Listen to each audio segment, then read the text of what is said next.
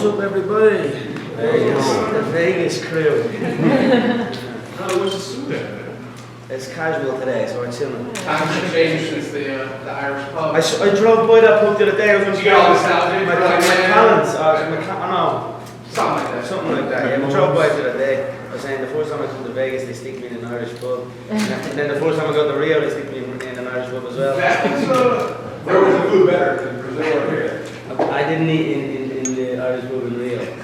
That was your first trip to America, right? I remember we talked about that. Yeah, it was, yeah. I was there to get my visa sorted for Boston. I had to go to Canada first and then Vegas and then into Boston. Has your perception changed on the time? I mean, like, you arrived probably thinking one thing, now you spend time in SoCal, you make your funny. Yeah. What's it been like? I don't know, it's been a crazy journey. Like last night we shut down the Vegas Strip, walking down the Vegas Strip and there's smoke, like there's cameras. It was literally like a scene out of a Hollywood film. There's cameras, there's smoke coming out, there's about 50 Irish people with Irish flags screaming behind me all the way down the Vegas Strip. I'm thinking I was collecting the social welfare about 2 years ago. You know what I mean? It's absolutely madness. So I like to take it in and be grateful for it and enjoy the ride. Have you been able to do that? You've been so busy and you've been pulled in so many different directions. Have you been able to step back and kind of analyze these last 2 years? You know, I enjoy work. I enjoy it. I don't want to be nowhere else. That's what I was saying to my guy yesterday. I was listening to the first episode of Embedded that Jose has his kid and his wife and they're going to miss him and he can't wait to be home. I feel better at work. I enjoy work. You know what I mean? So I don't have nothing else but this and I don't want nothing else but this. So that will be the difference I feel. You know, I want to be here. I enjoy being here. I don't feel he does. Any kind of plan on that going forward? No, like growing a family, no marriage, all that stuff. This is going to be your life for the next decade. Right now, I am married to the game. I'm married to this game. So I have a girlfriend. I have my family, of course, but I am married to the game right now. You talked about the welfare that you had been on prior to your first UFC fights and all, and I was wondering if having that experience, having been there in the past, if it keeps you hungry getting what you have now and remembering those things. 100%. Like I said, I don't ever forget about it. I never ever forget. Never ever forget where I came from or what I came through. It definitely keeps me motivated. And one thing that I noticed with other people, maybe when they start getting a taste of the good, the finer things, that's when comfort sets in. But for me, I almost get more uncomfortable the more good things come in because I must push on and continue and get more. It must be constant. You talked about the first trip that you had to Vegas. I remember you rode with the Don in the Ferrari. Do you have your own this time around? No, not yet. We'll see though after this one. I might have 4. The travels that you had to Brazil, it seems like the locals are starting to embrace you there a little bit. What was the gist that you got from being in Brazil? It is what it is. They're passionate people. They want to see their boy win. They want to go at me. They want to fight me as well as I want to fight them. But to be honest, they are passionate people. They enjoy the sport, and it is what it is. They definitely love me. Make no mistake. They might not admit it now, but they will admit it after. What did you think about their Q&A session there at the big press conference? I've had a few Q&As with them now. It's not really a Q&A, it's just a verbal onslaught. I enjoy it, and I give as good as I get. Did you get a sense of who your opponent is in Brazil? Not particularly. I got more boos than he got cheers, if that makes sense. So, I don't care about anything like that really. I'm just going to do my business. As far as how big, size-wise, I towered over him. I'm going to maul him. I'm going to go in and just break him down bit by bit. For me, I've never been hurt once in my career. I've never even been phased, or I've never even taken a back step once in my career. You know what I mean? On the feet in exchanges. Honestly, it tickles me when the featherweights hit me. You know what I mean? It doesn't hurt me one bit. I don't feel nothing. So I'm going to march him down and break him down. Conor, you talked about you don't forget where you came from. A lot of us don't really know what your life was like when you were a kid. Manny Pacquiao grew up and he lived in a cardboard box for a while. That was literally where he lived. Like, can you tell us a little bit about your background and sort of where you came from, how life was like for your family as you were growing up? Yeah, don't get me wrong, I was not living in a cardboard box. I was, we lived okay, you know, we got by. We never had a lot of money, but we done okay. But as a man, you need to, it's not about like, you need to get your own money. And I was 22, 23, 24, and I was just doing this training and didn't know what I was going to do really, and what it was going to pay off. There's obviously little thoughts in your head that this doesn't pay off, what am I going to do? Am I going to teach fitness classes? You know what I mean? I don't want to be doing stuff like that. So I don't know, I just stuck with it and it paid off for me. But I was not living in a cardboard box like mine, you know. My parents done well, they worked hard for me, my mother and my father, they worked hard to give me a good upbringing. Do you take after them? And second question on that, how did they respond to like what we might call your craziness, all your, your over-the-top comments and the stuff that comes around you? How does your family react to that? Do they say that's Conor, or is that like a character that's No, different than there's Conor? no character. There's no character. That's who I am. I'll speak the truth. You know what I mean? I like to have a little bit of fun as well, but it's no character. If the cameras are here, if the cameras weren't here, I am still the same. You've been having a little fun with Aldo and some of their downs, particularly the last one that showed up on Embedded. You were able to hear you kind of prodding at him a bit. Do you feel like you're kind of awakening a sleeping giant at all? I don't know. I feel fear has a strong stench, and he is reeking of it. So that's it. I simply see fear. How so? What do you see when you look at it? Glass. I look his eyes turn like glass. You know what I mean? I honestly think they do think it's a joke, and they think, you know, he must have been looking at my career coming up and hearing the talk. Oh, it's all talk. One KO. Oh, it's all like another KO. Oh, he's just a joke. Another KO. Your diction, your choice of, did I interrupt? I apologize. Were you continuing? No, you can go. Okay. Your choice of words, where do you get your material?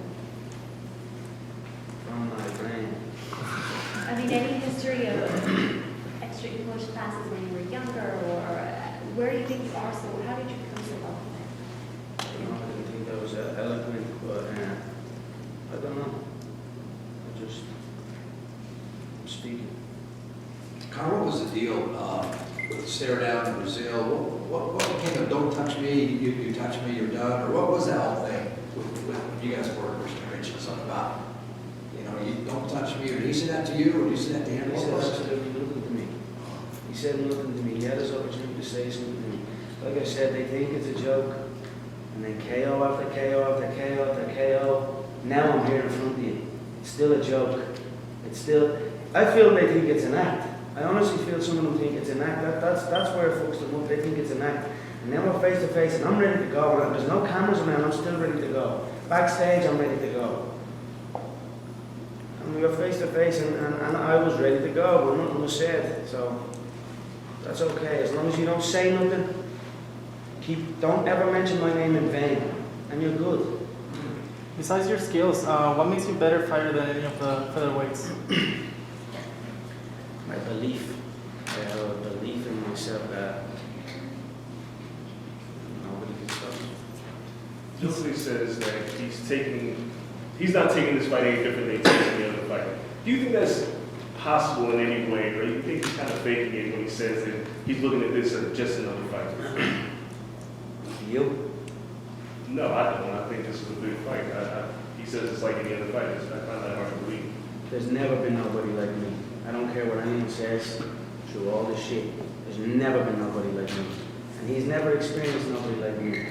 Whether he's fought in main events, when he's fought for belts, it's a completely different experience when you fight me. We're going on a world tour. We're all over the globe. You know what I mean? When you sign to fight me, it's a pressure bubble that surrounds people. And then you've got me in your face about to take your head off. People crumble under it. And everyone has crumbled under it. And when I came face to face, that's why I wanted to come face to face and look them dead in the eye. he crumbled. And not only did he crumble, he crumbled in his hometown. What does it mean to you to be a part of this world tour? It's brilliant to be running the game. You know what I mean? The game that I love. I love this game so much. So it's good to be on top of the mountain. He said that he studied you, watching your fights. He knows everything about you. And he's going to exploit that, I would assume. How do you respond to that? Yeah, let's see. I mean, how can you know everything about me? Look back at all my fights. Every single fight, I come out with something new. A new shot, a new reaction. Every single fight. Go through my whole UFC career, you'll see a new shot added. Go through his UFC career, you see the same formula over and over and over again. You see the same reaction over and over and over again. I'll give him that reaction. He'll go into his pattern that he always falls into, and I'll stop him off of that. So let him study, because I will enter the contest formless and fearless. His study will be useless. Have you studied him? Do you study your opponents? I used to not really look into them too much, to be honest, but when you're in the UFC, you're watching the events, you see everybody come up, so I know every shot everyone throws. I know what way they move. So Aldo's record, he's only been submitted once his entire career, never been stopped by strikes. When you look at that, how do you feel that you can penetrate and be a difference maker in that aspect? I definitely believe I could submit him too. Who knows? But I feel my power will be too much. I said it before, when I hit them, they fall every single time. Like realistically, looking at like the zombie fight or the Lamas fight, both of them, they left without a scratch. You know what I mean? They were never really hurt. He celebrated that zombie win like he stopped him himself. The guy tore his shoulder and he's running around the octagon celebrating like he stopped him himself in his hometown. He's not going to touch me. He's not. I'm going to walk through everything. I could stand there and let him hit me. That's how confident I am. He doesn't have that stopping power. He doesn't have that fight IQ. Couple that with the mental game, I will break him. Talk about that mental warfare. You said that he crumbled in front of his own people. How effective is mental warfare in this game? It's definitely affects you. You know, if it affects the people around you, if it's affecting your teammates, your coach, everyone's emotionally invested into it, that it becomes so big that come fight night, it's too big. So definitely plays a part. But for me, I've been in this since day one. Every fight I've been in this situation. He has not. Technically, you might not have been very impressed with Jose in that fight against Chad, but he did take some really big shots and come back. Did he at least gain your respect in that sense that this guy isn't going to go away? He's not going to lay down. I mean, I know that you feel you hit a lot harder than that, obviously, but he showed some fight in that fight, I think. Yeah, I showed my respect to a great contest, and they slugged it out back and forth. Both men put on a great show. I would have got in the octagon only when he was banged up. But yeah, fair play to him. Thankfully, the fight is in Nevada. Thankfully, we are in a new age of the sport. Thankfully, the Nevada State Athletic Commission are doing out of competition testing. We are not in Brazil now. You finished many fights in the first round. How do you see this one going? It will be decided by the first.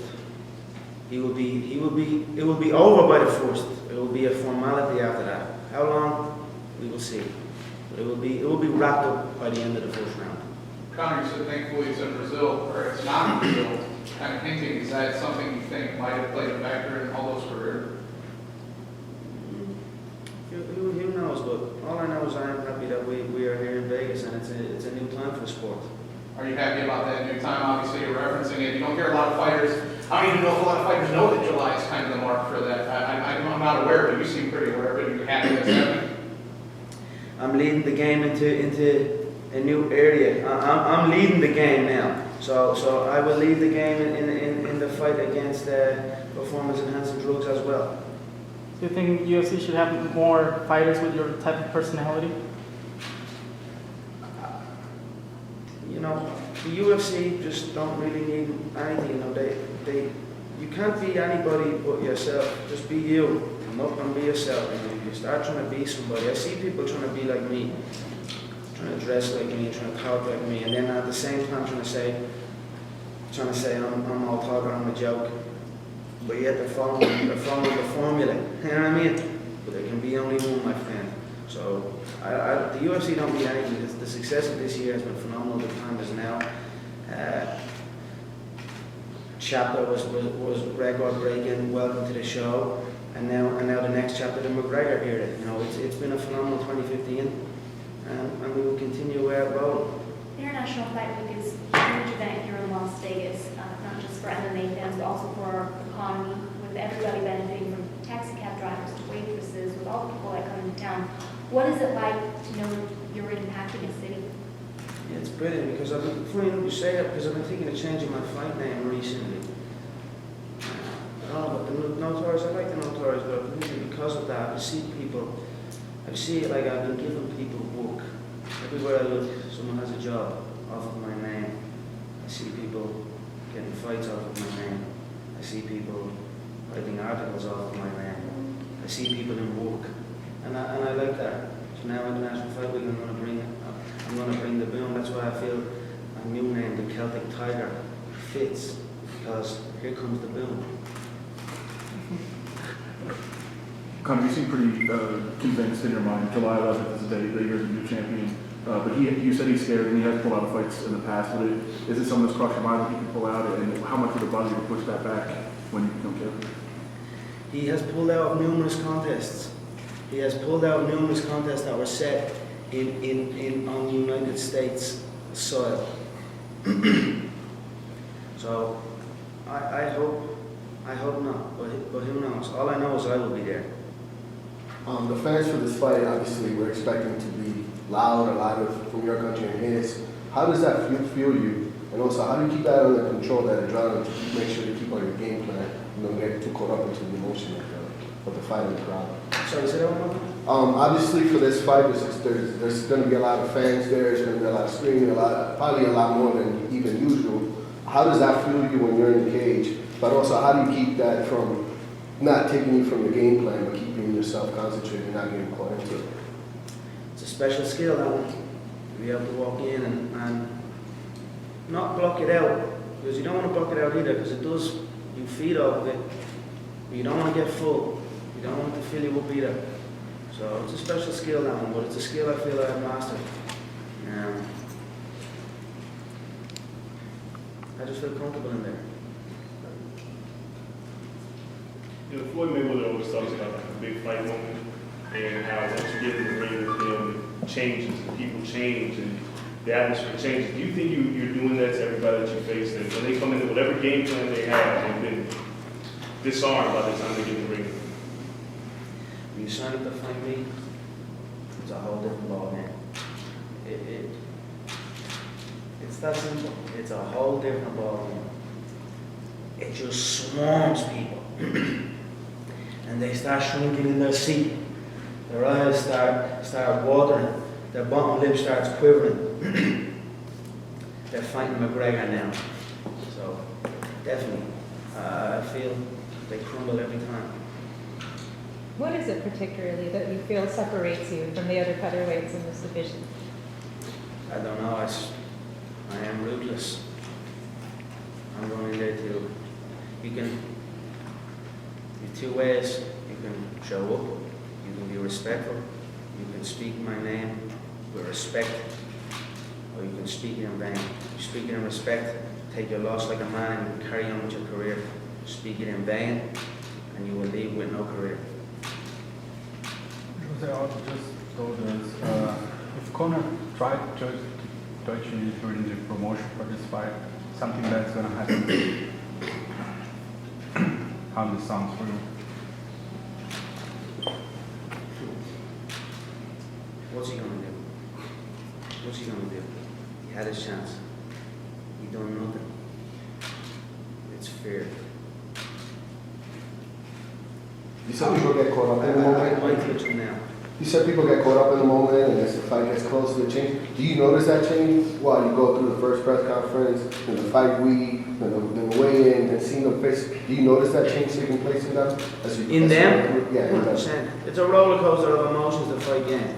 You're hyped up 1 minute, you're tired the next. You know, it's something that you must. It's almost like a separate discipline. You've got your boxing, your jiu-jitsu, your wrestling. Media is a discipline in itself. That whole circus is something that you've got to pay attention to because it can take it out of you. And I honestly feel people lose the fight through that. People can lose the fight through that. It swallows them up. So definitely for me, it's something I enjoy. I've been doing it. I've had it since I stepped foot inside the octagon. I always felt like I had it since before I was in the octagon. So it's another day for me. People definitely crumble, and I can definitely see them crumble. What was interesting to me was that he crumbled in his hometown. He crumbled quicker than them all. He crumbled quicker than every last one of them. So I enjoyed that. Conor, you said you've seen it happen. Can you give us an example where you saw a fighter where you thought he melted under the bright lights and didn't perform like you thought he might? I mean, every single one you got to look at. Look when I came in with Greenwich, he crumbled. He had never experienced anything like that. Brandell in Dublin was an interesting one, because he was convinced. Because I'm an executive producer on a documentary series that I've been doing, a 6-part series. It's on national television. So we watched. I've been going through footage and making the episodes. One of the episodes was we had Brandell. He was like, I can't wait to see him off camera. I want to see him off camera. You know, the fight was done when I was watching this footage, but I actually was amused by that. So watching, you know, they think it's on camera.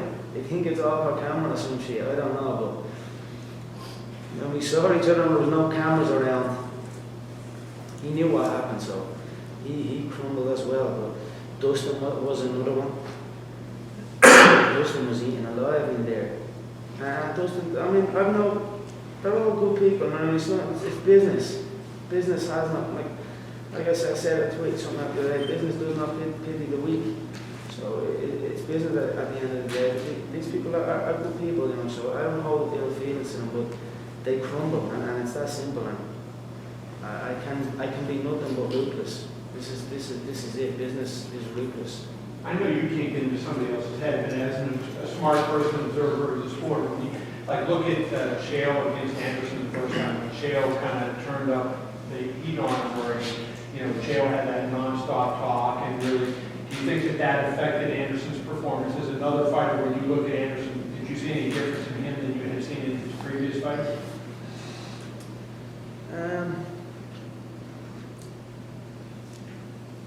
Yeah, I mean, it's something he had never experienced before. But I am not Chael Soon. People make that comparison a lot. I am not Chael. I am me. When you're talking about Jose crumbling, well, I'm sorry, what are you referring to? Just his demeanor down there on his recent trip in Rio? Mm-hmm. Just the stare down, and you thought he should have said something to you? Only me and him can really know. Because when you look in the eyes, I said, the eyes do not lie. When you look into somebody's eyes, you can see who wants it and who doesn't. You can see who wants in and who wants out. And he wants out. Yeah, so how do you celebrate if you win the belt? This is something climb that you've been doing for a while. You got any idea of how you would celebrate that moment?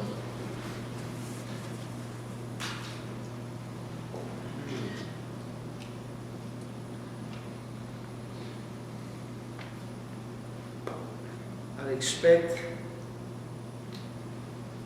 expect everyone in the top 10 of the featherweight division to line up and beg for forgiveness, beg to be pardoned. If they do that, I will hand the featherweight belt back and I will go to 155. We already saw how the stop was in Brazil, as expected. The fans were going loud, crazy. How loud and crazy do you think it will be when the stop goes silent? How are you expecting the fans to come out for it? Of course. the Brazilians and the Irish, we are as intense as each other. It's going to be a phenomenal night inside the MGM, make no mistake, it's going to be electric. Someone was asking me, one of the Brazilian reporters was asking me, the chance at one more here, and there's only one. What do you think it's going to be like when they collide? And I was like, the Brazilians won't even be heard. The Irish will flock on the fight capital, and everyone that gets off that plane will be ready to fight, not just me. I don't think the beautiful city of Las Vegas knows what it's in for. Considering how the Brazilians, when they did the Q&A, type of question and type of reactions they had towards you, do you think when the stop is made in Ireland for this tour, that your Irish fans are going to have the same type of reactions and questions towards Aldo? And how do you think he's going to react to it if you feel he already kind of broke down in Brazil? Yeah, they will.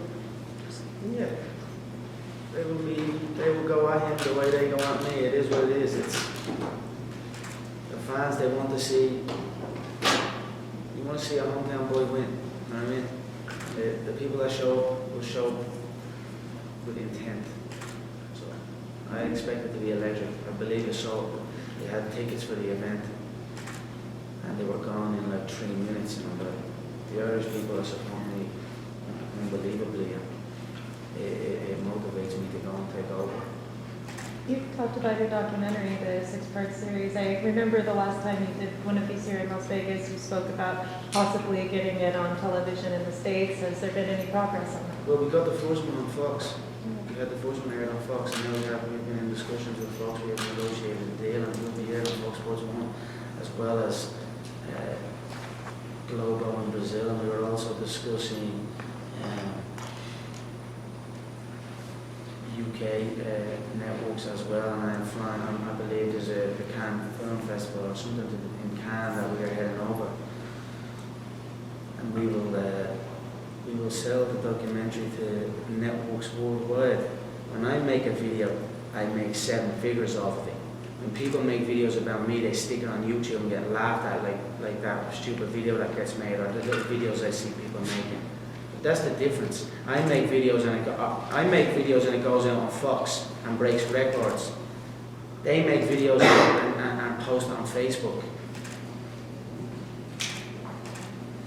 Will you be doing another one also in addition to try to lead up to this? We are in discussions. We are in discussions. So I feel for this one I would like to do a movie. Cinemas worldwide. This is going to be a phenomenal event. It's going to be historic. I believe maybe 8 weeks out I'm moving to Las Vegas just to customize the heat. We have a nice big house out here. We want to put a big gym in it, do it properly, have a chef, have the whole team out here. But again, I'm doing something that hasn't been seen. When you see the documentary, I feel you'll be blown away. It's footage that has not been seen before. It's backstage UFC footage. I know one of you here who've been following this sport your whole journalist careers, I'd imagine, have seen this type of footage.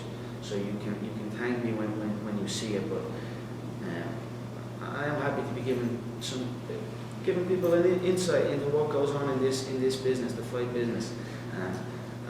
We are in talks, and we'll see how it goes. If we can work it out. But I believe we will do a feature film for the world title fight.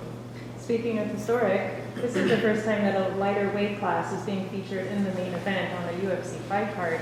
When there was one at a time. Oh, okay. And Jose Aldo was the co-main event. The co-main event to Renan Barão, Uriah Faber. I said on the night when that card happened, he was in the co-main event against Ricardo Lamas, and I said, "You're the pound for pound." I tweeted him. I said, "You're the pound for pound co-main event champion of the world." Now he fights me. Now we're ahead of the 170-pound division, the division that ran the game for so long. Now we have jets fired up, we're ready to take us to LA, to New York, to Boston. We closed down the Las Vegas Strip. We done a Hollywood style we done a movie yet last night on that strip. So, like I said, it's the McGregor division. How did that conversation go, setting that up with Uncle Dana?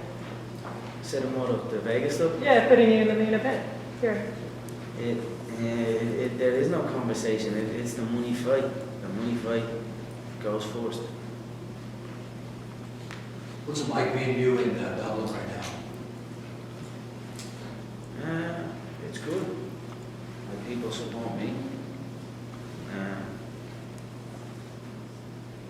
good to be. I know everything, all your money comes because of fighting, but you make more in the cage or outside the cage. You mentioned 7 figures for a documentary. That's pretty good. Are you making more outside the cage than you do?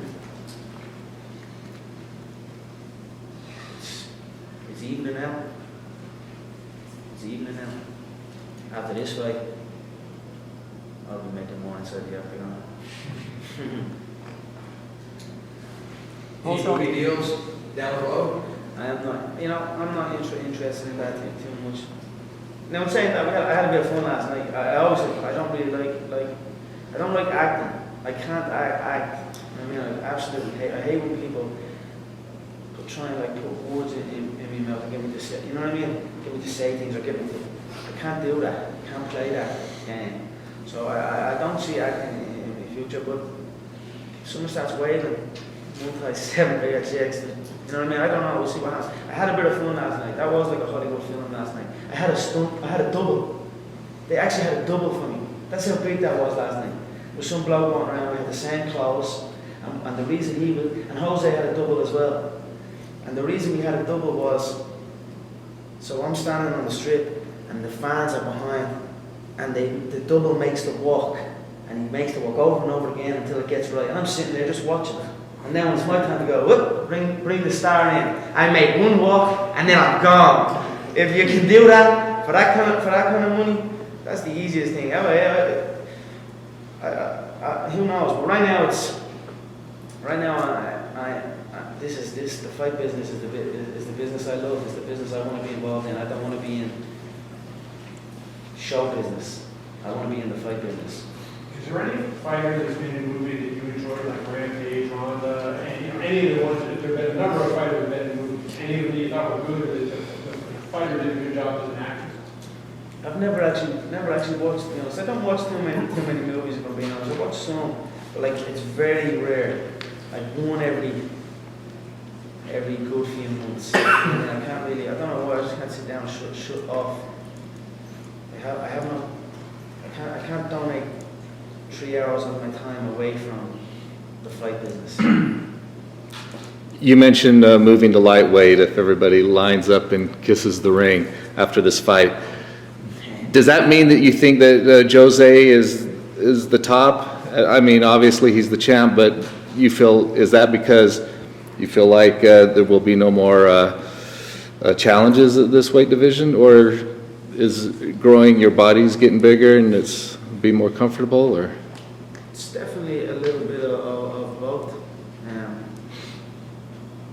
Obviously the weight cut is not easy. I make it, and I make it professionally, and I rehydrate professionally, and I go in there and I am on point 100% every time, and I am a monster to these people. But still, if training for a lightweight camp, training for a featherweight camp is completely a different approach. I enjoy featherweight. They are slower at featherweight, and I am not small at featherweight. My training partners are welterweights as well. So, but there is obviously still some questions that the fans want asked. The wrestler question, the Frankie Edgar, the Mendes, the Lamas. Shouldn't even put that idiot in there. But unless they come up and kiss my feet and apologise, then I will go at them and we will answer the wrestler question for the fans. Don't you want to answer that wrestler question before you leave this division? I don't really give a shit. It makes no difference, it's not, yeah, why not? We will see how it plays out.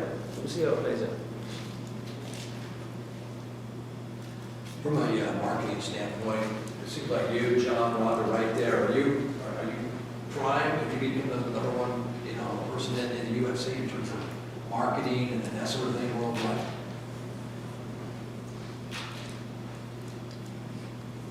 Yeah, I think this is going to smash pay-per-view records. I think I'm going to compete with Mayweather Pacquiao. That's what I think. For who? We will see. Is that what you estimate Mayweather Pacquiao to be? 3.5. 3.5? I don't think so. I am not interested in that as much as that. You can bet on it. Have you started training yet? I mean, you mentioned that the relief comes when you get into the octagon and that the work is in the gym and the media. When do you start training, and is this much time a strain before the fight? I always train. I train on the go. Last night we were doing, what was we doing last night? Oh, we were doing that video shoot, but before that we had to do an in-studio thing as well, so it's like a green screen type thing. And then I'm going to photo shoot. We're working hard. Nobody will ever deny my work ethic, inside the octagon or outside. I am a workhorse. I work my ass off. So when we went to the Ultimate Fighter gym on the break, I had like a 2-hour break, and I went and done a session in the Ultimate Fighter gym. The day before that, we had media stuff to do, and I went and done a session in the gym at the Palace Station office, the private gym, down there in the basement. So I work on the go. When would you say you're going to be officially start your training camp? I am always training, so I don't know. I suppose when I go home, when this is over, I suppose you could officialize it then. But I'm prepared to fight right now. One more question, maybe? Mayweather Pacquiao, who you got? I think Mayweather stops him. I think Mayweather stops him in the later rounds. I feel Mayweather has aged better. Manny has aged more through wars inside the ring. Mayweather has aged better with his defensive intelligence. I think he'll stop him towards the end.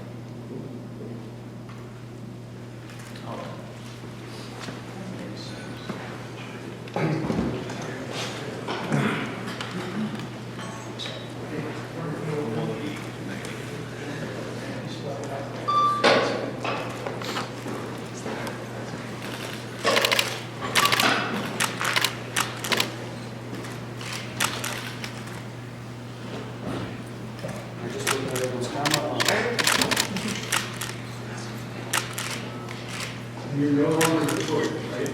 The Celtic title. I don't know, what do you think? I don't think you can give yourself your own nickname. I can buy the fuck out. You know what the Celtic title is? See, I don't think the Americans know, the Irish will know. What it was the Celtic title was an era where everybody was in the money. Everybody was rolling in the money before the recession hit. That was the Celtic Tiger era. So that's where And I'm bringing it back. I don't know, we'll see. I'm just playing around. We'll see. We'll see. We're getting, we know. All right, thank you so much, everybody. See you again.